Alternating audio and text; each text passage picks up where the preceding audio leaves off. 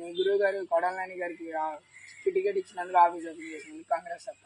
ఏంట్రా మా గురువు గారు లాగా ఈ పువ్వులు తీసేసిన పువ్వులు ఇచ్చావు ఎరా? మా గురువు గారు 3 రోజులు బట్టి ఎంత కష్టపడి సీట్ సంపాదించుకున్నాడో తెలుసా?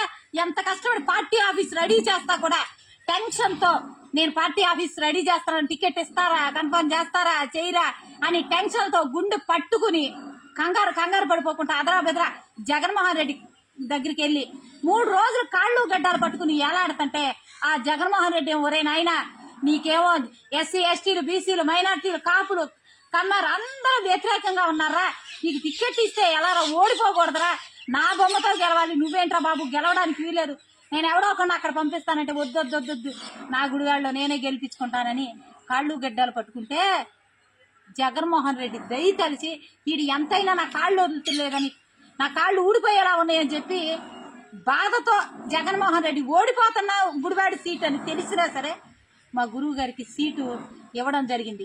అప్పుడు మా గురువు గారు పార్టీ ఆఫీస్ ఓపెన్ చేయడం జరిగింది.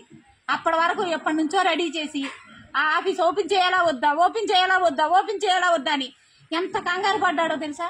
అంత కష్టాన్ని ఏంట్రా వీడు అసలుకే సింపుల్ గా ఏదో మా గురువు గారు లాగా ఎండిపోయిన పూలు తెచ్చి వాడిపోయిన పనికిరాని పూలు రేపు మాకు పడేసే పూలు తెచ్చి పనికిరాని పూలు తెచ్చి ఇచ్చి కంగ్రాట్స్ అంటాడేంట్రా? ఎన్ని కష్టాలు పడి మా గురువు గారు సీటు సంపాదించాడు, దాన్ని ఎంత ధూమ్ధామ్గా చేయాలి.